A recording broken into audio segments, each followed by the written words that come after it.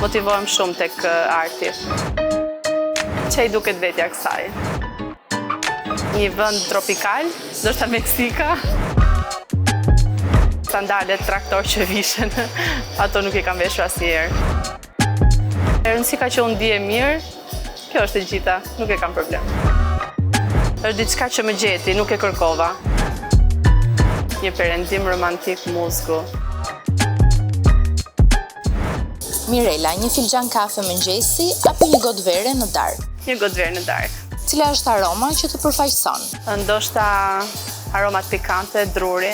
Po të kishe një superfuqi për një ditë, cilën do të zgjidhja? Ndoshta të jetoja sa më gjatë shikoja fëmijët e mi. Çfarë ke gjithmonë në çantë përveç telefonit? Kuletën. 3 gjëra që të bëjnë menjëherë të buzëqeshësh. Fëmijët, familja, edhe shoqëria. Nëse do kishe një playlist që të përfaqëson, si do quhej? Melankolike shumë.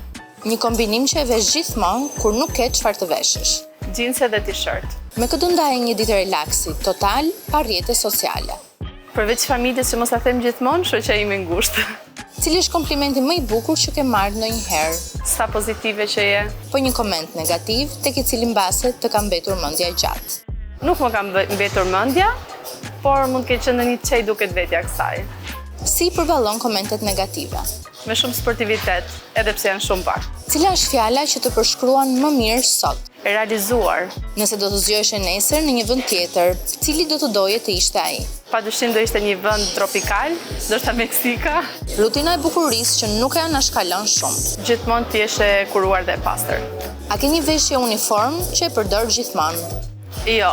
Me cilin trend të modës nuk pajtohesh dot?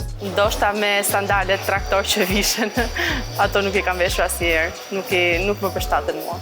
Veshja më e guximshme që ke veshur ndonjëherë? Ndoshta kur e kam egzageruar paksa me ekstravagancën, por që mendoj që kam qenë bërë dakornizave.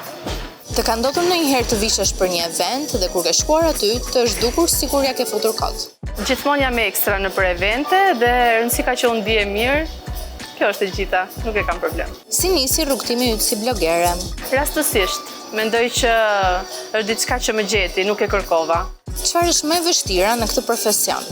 Mendoj që është pasion, nuk e kam bërë asnjëherë kur kam qenë e lodhur, është diçka që mua më mbush dhe nuk i kam hasur vështirësitë e tij. Mund të jeni mikesha të mira me kolegët pa ndërhyrë xhelozia? Patjetër që po.